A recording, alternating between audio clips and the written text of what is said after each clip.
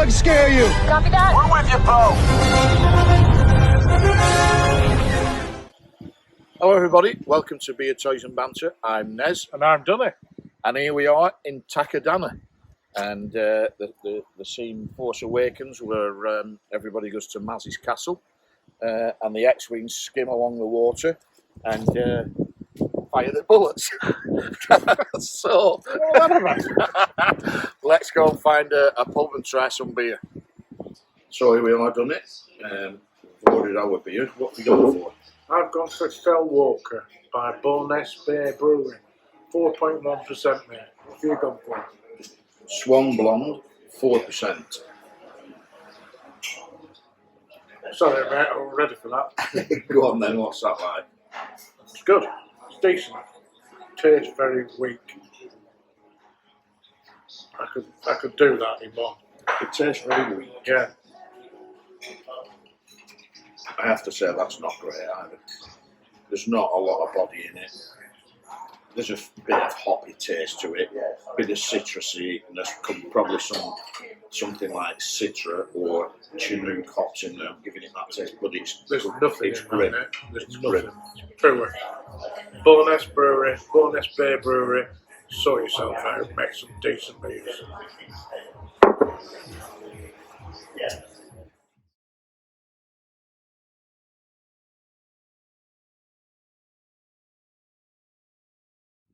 Well, after our two disastrous beers in Ambleside, we decided to find a local beer shop called Beer. It's a great name, mate. Great name. Must have took them ages to think of it. Absolutely, absolutely. So we've got a couple of beers from there. So I'm on a peanut butter milk stout from Hamilton Brewery in London, mate. Sounds amazing. It does sound. Let's face it, it can't be worse than them others, can it? No. So let's give it a go.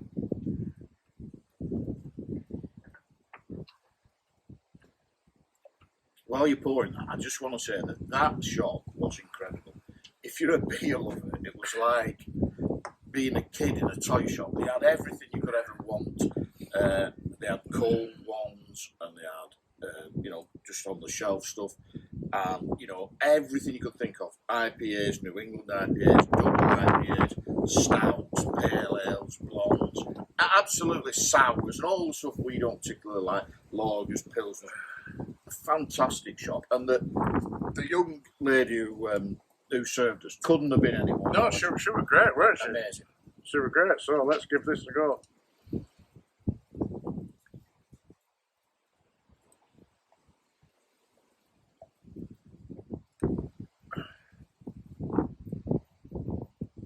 Oh man, that's astounding. Good. You can tell them, you can taste the milk on it, but it's really creamy. I don't know about peanut butter. I don't know if I'm getting peanut butter, but that's amazing. It's definitely got a creamy taste. What about strength? What strength is it? It's 5.4%, so it's quite a good one. I can definitely taste butter. And you can taste the lactose from the milk. But it's a great pint, that. Really, really. Awesome. Well, from the same shop, I went for another stout. I went for Salvation from Abbeydale Brewing, which is a ginger cake stout. Oh. Now, who doesn't like a slice of ginger cake? Jamaican ginger cake or whatever. And I'm just going to read the back of this. Each iteration of our dark and brooding stouts and porters series takes inspiration from some of our favourite flavours. This version is our take on sticky, spicy ginger cake, a full-bodied yet fragrant with a tasty, lingering finish.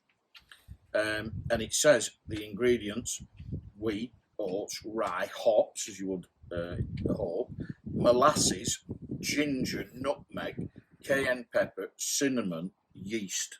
So the form book says this is going to be amazing. So let's find out. This is 5.5, so it's around the same strength as yours.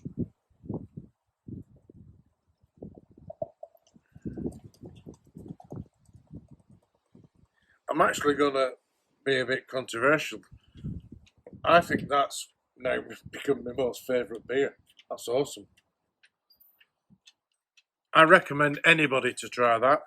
Crunch peanut butter milk stout. That is a taste sensation, guys.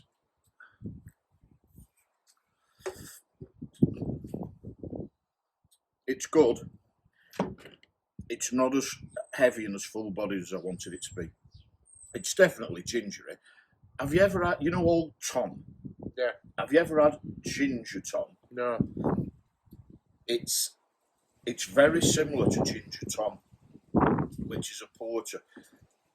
In fact, the body of it is more like a porter to me than a stout. It's not as thick and creamy as a stout should be, in my humble opinion.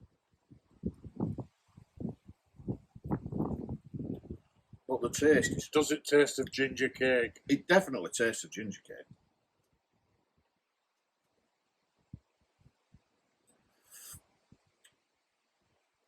Good, really good. Really good. Is it great? No. I'll reserve great for the ones that are really great. It's really good though, really good. I'd be interested to see what you think of that, because I know you've got a can. I did get a can of that, and I'll be having that later on tonight. Because that is outstanding. So, let's get on to the toys then. I said last week when I opened my Zeb Aurelius,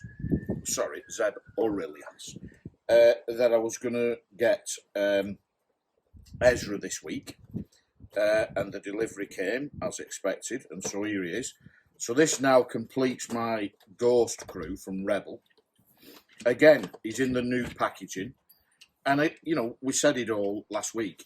I'm not a box collector, but if you are, and you have them all stood with that angle, I think that's amazing. A friend of mine, I think he's bought the whole lot, and I saw he's done that. He's done them all stacked together, and they do look absolutely.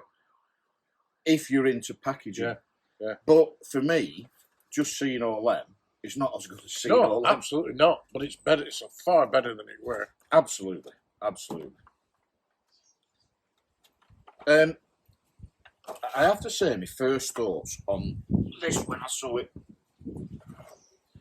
for the first time was, I don't know where they've gone with the face. It doesn't really look like Ezra Bridger from the cartoons. I know it's meant to be a realistic version of him, but neither have they gone for it looking like Taylor Gray, the guy who voices him. And therefore it's a little bit strange.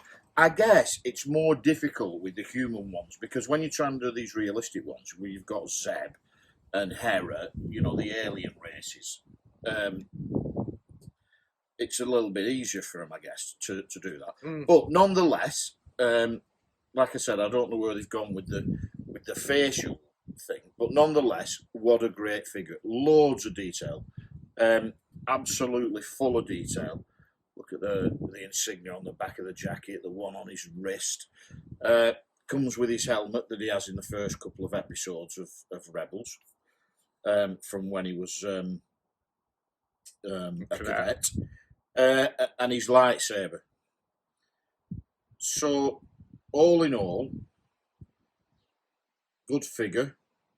My thoughts. Hasbro, inconsistent. This is Hasbro turning out good stuff for me. New figure. Well, it's not actually, is it? It's sorry, I'll correct myself there. It is actually a repack from an earlier wave. But a lot of people didn't get it, so to a lot of us, it's a new figure. It's certainly new to me. Really well detailed. Nice job. Hasbro at the best. Yeah, they are pulling it out the bag with these 6-inch Black Series at the moment, mate. Right, well, I've gone for the K2SO Rogue One on the VC card. Nice. Again, originally thought it was just a repack, but looking at it, it's a totally complete figure. Completely new sculpt, mate. Yeah. So let's get this opened.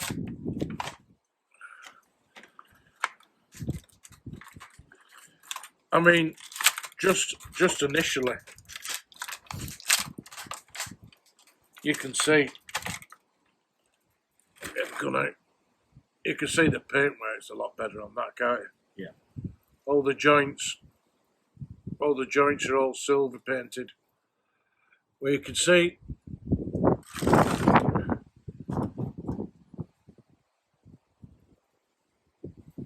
no, it's definitely it's the same figure. It's just painted a lot better, isn't it? Well, it's the same figure in the sense that it's K2SO. Yeah. It's a brand new sculpt. It's got more articulation than the previous. I can't remember what the other one's got. 5 points. Is it? Yeah. But no, that's a great little figure. Comes with his gun again. It's a bit windy out here, mate, isn't it? It is today. The packaging. Still lovely to be out though. It is. Middle of September. It is. So again, put his gun in. There. So again, it's a great figure. Looks totally different than the other one with the way it's been painted. Yeah. And I do love K2SO. I think it's a great character. Yeah. Really good character. I'll move these before we move the text. So that's mine. That's the K2SO on the vintage coin from Rogue One. So Hasbro hitting it out the park on both 6-inch and 3 3/4 inch scale. And finally, after that debacle in the pub with those two shocking beers, a couple of decent great beers, mate. So that about wraps it up for this week. We have got something really special for you next week, but we'll leave it as a surprise. And if you like what we're doing, hit that thumbs up button. Tell your friends about us. Subscribe and share away from our Facebook and Twitter pages and Instagram. So that about wraps it up, doesn't it? Cheers. Cheers, mate. Good help. Cheers, Des. Good help. Cheers, everybody.